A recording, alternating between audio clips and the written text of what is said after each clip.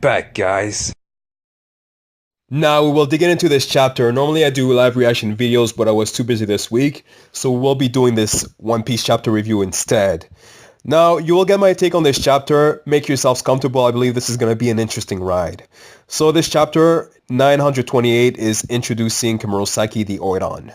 So first page is Frankie posing in front of, after defeating a few bears and other animals. It's a special request, as Oda always does.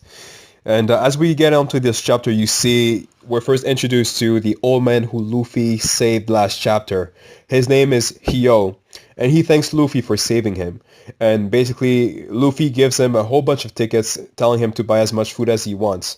And the old man cannot thank Luffy enough as he runs off, I believe, to buy some food. This is something that we expected from Luffy because although he is a pirate, he's also someone who likes to save people as much as he can. And he doesn't like anything about people being treated unfairly.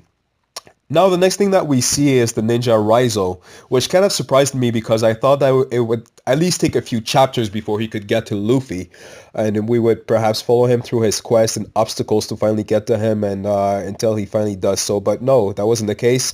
He's already there. He tells Luffy that he has found the keys to the cuffs that Luffy currently has, but it's kind of hard to get to it because it's being watched a lot, very closely, and also it's being guarded in a box made out of sea stone.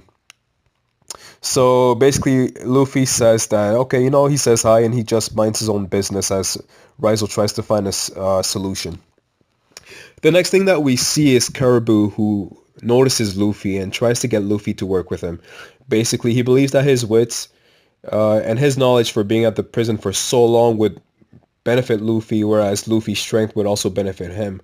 But Luffy obviously says that he doesn't want to work with him and tells him to go ask Spiky Hair instead, referring to Kid. And this is interesting enough because Caribou goes on to say, no, that man has a bad reputation. Supposedly, rumor has it that he went after Big Mom and he got his arm ripped off, and on top of it, he fled in disgrace. So Luffy's interested in finding out that it's a rumor. Like, what's the point of you telling me that information if you don't even know if it's really the case? And so then he gets caught off by Kid, who overhears him and tells him, no, I never went after Big Mom. All I did was injure one of her generals after I went to take what I was after, and then I left. Which is fairly interesting because the whole rumor is something that a lot of the One Piece fandom kind of used against Kid. Ever since we found out that he lost to Kaido and then supposedly lost to one of the Sweet Commanders, people have been giving him a lot of smack, saying that Kid is weak, he can't do anything, you know what? Like, he's one of the weakest supernovas, but it looks like Oda wanted to put it in all of their faces to say, no, it's not that at all. Listen, this is the actual story that occurred. And then I started thinking for a second, okay, so if that's what really happened, provided Kid is telling the truth, could it mean that Big Mom used to have 5 commanders?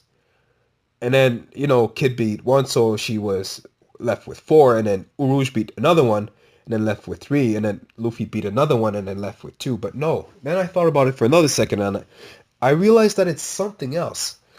I thought, could it be that perhaps Kid beat Snack? And somehow he left right after, and then Uruj was on the island at the same time, and they believed that Uruj was the one who beat Snack. But then that wouldn't make any sense either because Brule specifically tells Luffy and Nami that she knows that Kid was there. And out of the 3 supernovas who failed were Eustace Kid, Capone Beige, and Apu. And Uruj is the only one to succeed in beating one of them. So what came to my mind, and you guys think about it for a second, I think that it will make sense. What I think happened is when you think back to when we first see Cracker, so not the biscuit soldiers, the actual Cracker, we see that he has a huge scar on his face. Now, we know how much of a brutal pirate Kid is. He's ruthless. What I think is that when Kid went to Whole Cake Island, I think that Cracker is the one who finds Kid. And Kid most likely tortured him. He's the one who left that scar on his face and finally left.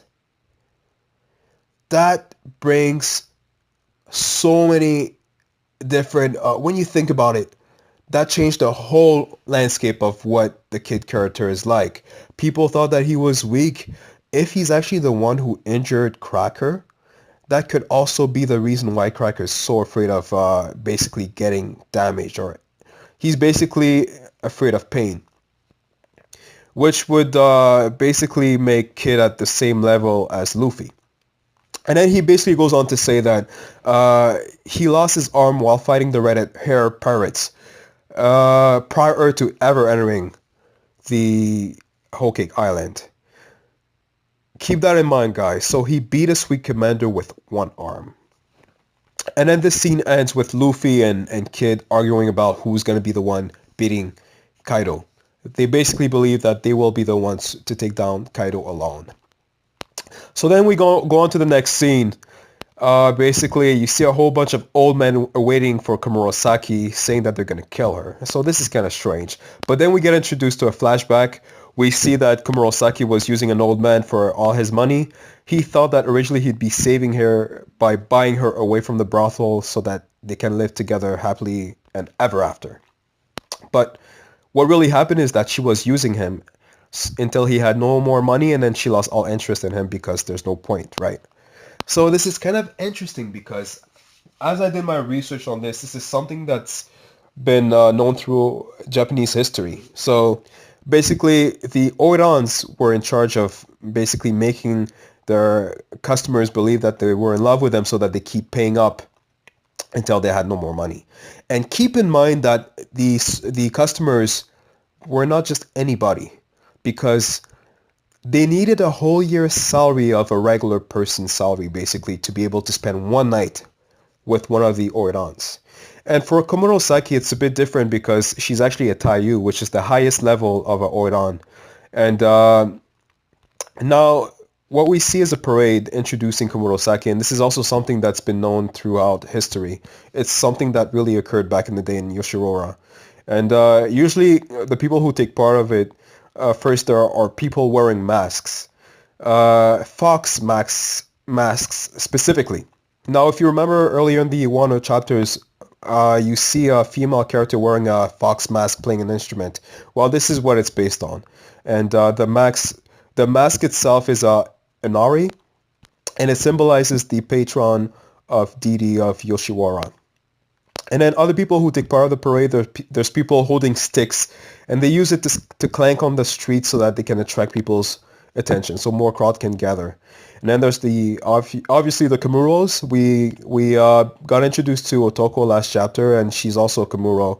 And what they are is the servants of the Oirons or Taiyus, for Komurasaki specifically, who is a Taiyu. And they usually are contracted from 5 to 9 years old, and then afterwards they become full-fledged Oirons. And as they work as Kamuros, basically they're being trained.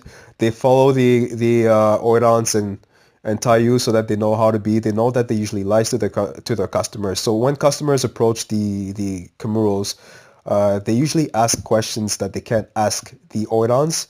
Basically, if it's true that they really love them, and they usually lie because they know from a very young age that that's the whole game of being a Oiron. And usually they're contracted by a very poor family who can't afford anything in life, so they basically sell their kids from 5 to 9, and then afterwards they're offered a 10-year contract to become a full-fledged Oiron and hoping to become a Taiyu. So this is kind of a sad story, but that was how it used to be throughout history. And before, the Oiron used to only be able to have one Kamuro, but it later on changed when one of the Oiron basically tried to do something a bit different. And she went on to do a parade with 2 different Kamuros, which created chaos when people found out, because this is something that was unheard of at the time. And when she was asked, she said that basically she owns one of them and the other one is being contracted. And later on throughout history, it became accepted. And they usually try to get the 2 Kamuros to have a similar hairstyle and similar height as well, because it looks better. And later on, If that would not be possible, then they would have one with a boyish haircut and the other one with a girlish haircut. And following the parade, there's also the person who's an assistant in charge specifically of supporting the Tayu's weight, which is what you see in this chapter as well. You see her putting her left hand on the assistant, and she also wears a tissue. She uses a tissue to touch the assistant because the Tayus are considered too prestigious to use their actual hands to touch them directly. And the reason why they need support is because as they walk in very slow steps, and 1 foot at a time they do a circular motion, which is supposedly supposed to be very elegant. Another thing is that throughout history they actually wore wigs. So what you see on their head, the whole shape, widow's peak on their forehead, and that black hair on their head, it was actually a wig that they used to wear. So Oda may be doing this a bit differently. It might actually be Komurasaki's real hair, but throughout history it was actually a wig. And then following the parade, there was also the assistant Oirans, who were basically apprentices trying to become Tayus as well. So we see that, and they also wore high platforms as well, as you see in this chapter, Komurasaki. But the one that Komurasaki actually has is a bit exaggerated. Of course, this is a manga, so Oda's free to draw it as he basically wants to. And we finally get to see her face. So she was talked about so much, hyped so much. We didn't know how she was going to look like. Was she going to be potentially anything similar to Boa Hancock? And when we see her, she's actually gorgeous. Gorgeous. She could perhaps be even more beautiful than Hancock. But yeah, so we see Frankie, Sanji, and Usopp's reaction. It's kind of interesting to see that other people can also react the same way as Sanji. They all go crazy for her. Even women. Kind of like Boa Hancock. And she ends this whole scene by saying that she doesn't care for poor people. And we also know that the older men are going to get kicked out because they have no money, and people with no money don't bring any prestige to the whole city, which is based by Yoshiwara in Japan, in feudal Japan. So finally, we end this chapter by seeing Momonosuke. Basically, he's training. He's trying to, I guess, perfect his swordplay. And he tells that little girl that he has a sister. He tells Tama that he has a sister who would be roughly 26 years old. And he wants to eventually see her, but not yet, because he has to wait until he defeats Orochi. He has to defeat Orochi before he can ever see her, because if word gets out that she is related to Momonosuke or Lord Oden, things could get really rough for her. So I think that Oda did this potentially on purpose, ending it this way, because it makes it look like Komurasaki could perhaps be Momonosuke's sister. For now, I don't know. I will say that it definitely looks this way, but again, this is Oda we're talking about, so he could be doing this on purpose so that we believe that it's her, but really it's someone else. Overall, I enjoyed this chapter. I would give it an 8 out of 10. Not too much action, but a lot of information, so I thought it was really cool. I think it's only going to get better from here. So One Piece will be off, I believe, for 2 weeks for the holidays. I will be doing the next review for One Piece 929, and I will also be doing a live reaction video for this one, so be on the lookout for that. Like and subscribe, and share it with your friends so that this channel can only grow and get better from there. As always, this was Sage of Six Pack Zorro.